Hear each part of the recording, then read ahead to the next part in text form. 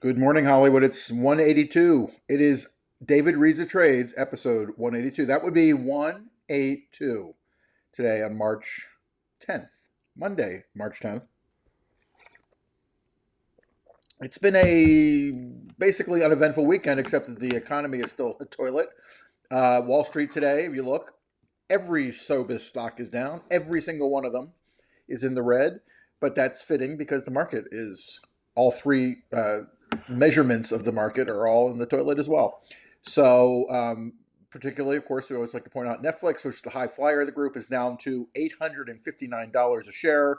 It was right at that thousand. It actually went over 1,000 for a day, but it's back down to 860.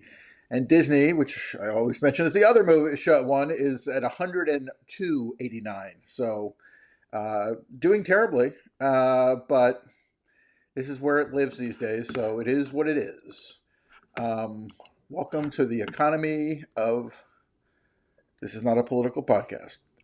Deadline. There's almost nothing today, so this is gonna be. I'm gonna make this as concise and to the point as possible. Just give you what the headline news is. Gene Smart is going to Broadway with a new one-woman play called Call Me Izzy. That'll be lovely, I'm sure. The Neighborhood has got its renewal, but it will be ending after 8 seasons. Warner Brothers box office over the weekend with Mickey 17 apparently is at 19.1. I don't know if that actually is a final today. Still a little bit early for that, perhaps. But that's a lot of discussion over the weekend. I wrote a long piece about it yesterday and other things around it. But 19.1, frankly, is actually relatively successful for a movie that was being dumped. And this is the thing that people don't none of the box office coverage that I've read really kind of acknowledges. And I think in part because the reviews, particularly from kind of the higher end of critics, were surprisingly good. But they aren't really what I think the audiences are having the experience of. It's a very long movie that I don't know if cutting it would have really helped a lot. It was a really simple, clean, smart idea that just lost track. It's one of those ideas where you go, okay, there's a symbol with Mickey as the downtrodden, person who is there and filling this need for the ultra rich and doing the heavy lifting and thinking it's okay because I'm not worthy, essentially, and being a character that's kind of goofy and weird, and then eventually he becomes the hero of the story. It's not it's a kind of an old fashioned story in a way. Though there's a lot of special effects in the movie that were very expensive, but it's a meet John Doe kind of movie. However, one of the things about it is that it went from Mickey 7 was the book to Mickey 17 because I guess they felt they needed more bodies to kill, of more Mickeys they wanted to murder along the way. However, if it was Mickey 7, it would have been a better movie because it didn't need 10 more Mickeys. It really just needed the Mickeys that it had, and it had a couple of them that are central, but it really needed to do a better job of defining the Mickeys that it had. Anyway, there are a lot of things you could say about this movie. It's not a hit. It's not going to be profitable, most likely, unless the International somehow comes along and saves it, but that does not look like it's happening. But it's also not really a surprise. Warner Brothers has been sitting on this thing for over a year, and in fact, it didn't even have a release date until, I guess, last summer. At some point, they gave it a date finally this year. But yeah, this is a movie that's been moved and moved and moved and moved, and isn't going to come out at all. There were people who felt it was going to be shelved, but apparently the tax break wasn't the right tax break for David Zaslav. So there you go. That's what it is. You need to read TV. There's an interview with the head of comedy at HBO, Amy Gravitt, by Nellie Andriva. It's okay. As you read these things, you go like, it's yes, okay. If it's interesting to you, read it. That's not that interesting to me because I don't really. To me, it's about the output. I'm not really steeped in worrying about whether Larry David is coming back. If Larry David's coming back, it's because Larry David feels like coming back. If Larry David decides he wants to do another year of Curb, he'll do another year of Curb. That's how it works. That's how it works with Curb, at least. Doesn't work with every show that way, but it works with Curb that way. And it has worked with Curb that way for most of the last 3 or 4 or 5 seasons. Okay, Paul Feig on his movie that's coming. Another season of Mormon Wives on Hulu, a show I really actually like, amazingly. I think it's actually maybe the best housewife show. That's it's not a housewife show, but it's basically a housewife show. For me, it's the best of them, or as good as it gets. So they have a season two coming. So their trailer came out, which means they've already shot season two long ago. Um, what else? Do we have anything else here? Is there? Oh yes, they're withdrawing the L.A. District Attorney, the new one, Nathan Hochman, is withdrawing the motion to resentence the Menendez brothers. So that's pretty much going to end, and not really a surprise. The only reason it came up in the first place is because the guy who he beat in the election was losing the election and needed something to try to win the election, and he used the Menendezes as a pushing off point, but it did not work. So that was that. Um, Apparently, there's been a massive cyber attack on X today on Twitter. Um, so there have been outages during the day. I've not been on today much, so I don't really know about that. But yeah, apparently that's going on out there. So Elon says they're under a massive and sustained cyber attack. Poor guy. Um, and then another South by story. Conan O'Brien Must Go has been renewed for season 3 at Max. And that's about all the news that's there. So moving on to Variety, where there's even less news. Their lead story is Elon Musk says the X cyber attack caused by quote unquote massive cyber attack. Apparently that's all they have to say about it, but now it's become the head story at Variety because we're desperate for news. There's no news. And I'm looking if there's a single piece of news here that isn't already in Deadline in another form, of course. And the answer is no. Moving on to Hollywood Reporter, they still got Seth Rogen as their top story that he met with every Hollywood studio head as research for the movie The Studio. He did, but I still would say that he kept it pretty close to home. I think he went out there, and there's no reason why he wouldn't have met with all these people. He's worked with all these people before. He knows them all, but a lot of it is it's very Sony. It's very Sony-y. He's definitely picked people who are kind of the templates for a lot of the things he's done in the show. I'm watched the show a second time this weekend because I enjoyed it a second time. I really like it. It's going to be very interesting to see whether anybody outside of the industry or journalism who covers the industry, loves films, television, really cares about the show. I had a good time. Sometimes it gets a little bit too cute for its own good. Like it does have the episode about oneers done as a oneer. I mean, the thing is, it is clever and it is good, but it's also unnecessary and it's at times a little self-satisfied or whatever, or just a little too clever for its own good. But it's certainly a quality show. Seth does a really good job at the center of it. The performances are good.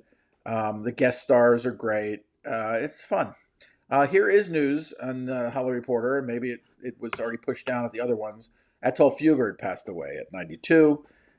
He was South Africa's most famous playwright, I'd say, and he will definitely be missed. Um, that's a loss. Apprentice is going on to Amazon. I had heard that this morning, and I don't know what I feel about it. I will not be watching it. There's also, of course, a story because it's very important that they cover this stuff. Brandon Skelnar, who is the co-star in It Ends With Us, the guy who I've talked about from the time I saw the movie as the star of essentially the guy who's going to come out of the movie and become a star, because I think he does have a chance of becoming a real movie star, unlike Justin Baldoni, who's not a very good actor. Though he's handsome in his way, and he has a 12-pack, so there you go. But anyway, apparently he wore a pin and somewhere, and the internet started talking about how he's on Justin Baldoni's side of the story of him and Blake Lively. And he says, honestly, no, I wish I could say there was a meaning for the pin. Total happenstance. I woke up and saw an article and wore a floral brooch that was the color I liked best. So he wore it at a thing. And everybody kind of turned it into a big deal, like he was actually picking a side. The people who were doing that are smartly picking a side. I saw a tweet over the weekend, or maybe it was a TikTok with Anna Anna, who's in the movie with Blake, um, being asked a stupid question by a trade reporter on the red carpet in South by Southwest where they did their premiere, and she basically did everything but say "fuck off" to the reporter, which was, I think, the right attitude about the whole thing. Um, last Friday, I think we talked about a Thunderbolt trailer that was that referenced A24 quite a bit, and how all these different people who were involved were people who were kind of A24 people, which is all very clever. Now Florence Pugh has been quoted by the Empire. She says, it ended up being quite this badass indie A24 feeling assassin movie with Marvel superheroes. So I guess that's what inspired this idea. However, box office wise, that is again not a good look. I don't think it's. I don't know. I haven't seen the movie. I don't know how it's going to do. But obviously they have some big shoes to fill, and they've taken that first weekend of the summer slot. So they have some very big shoes there particularly after last year's disastrous Fall Guy slotting. And they're talking about A24 movies. Well, if this movie should do on opening weekend, in theory, more than any A24 movie has ever grossed in total. So make of that what you will. It's kind of surreal. Um, and what else? Do we have anything else on the Hollywood Reporter? No, not really. Looking, trying to find something. John Bernthal on Dark, upcoming Punisher special. Will not be Punisher Light, I promise you that. I'm a big fan of the new Daredevil series that Netflix, that Disney had, as I've said before on here. I actually watched the other shows because I like this show so much. I think this show is better than all of them. It's much more adult. It's much more sophisticated in how it's produced and how it's considered. Some of it's a little over the top because there's a lot of comparing Daredevil and the Kingpin, and there's a lot of very specific reflections of one another in this thing. But the appearance of the Punisher in the series, which I don't think has happened in real time yet, I've got to see it earlier, some of it early, or all of it early,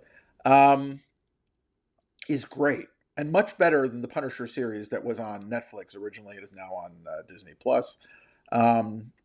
Much more brutal. The original Netflix series, Disney Plus series, is a very thoughtful piece. A lot of talking, a lot of emotion, a lot of stuff. They're still killing and things blowing up and all of that, but the Punisher in the Daredevil series is just a Punisher, and I like him much better in that form. Okay. Is there anything else here? Nope, not really. There is a piece called "Tentpoles Are Just the Beginning" inside Disney's plan for multi-platform advertising dominance. Disney selling streaming ad packages around Oscar winner Nora, while the upcoming women's college basketball tournament is seeing NFL-like buys. Okay, this is basically an interview with the ad sales guy at Disney, telling everybody how great he's doing. So there's that element of it, which is very tradey. However, I do think Disney is kind of the front-running change creator in the marketplace. So interesting just to read that they're wanting to talk about it. And IndieWire, getting to their final trade that belongs to Penske, has remarkably no news whatsoever. There are a bunch of stories. There's an interview with Danny McBride. There's an interview with Christina Ricci. There's a review of a movie at South by. There's the story that I was saying before the weekend. Everybody's going to be writing this week, which I think we'll see more of, is Warner Brothers and their big movies that are coming and what that means, which I kind of did a little of yesterday in my piece also, but it wasn't really all about that. But I think that's going to be a story people start talking because of the relative failure of Mickey 17. But there's really no news here. Just a bunch of people said things here and there and everywhere. And that is all there is. I'm going under 20, 15 minutes, so I'm going to stop really quickly and I'm going to say goodbye because I don't want to go over 15 minutes. Have a great day. Have a great Monday. See you tomorrow. Thank you for watching. Bye.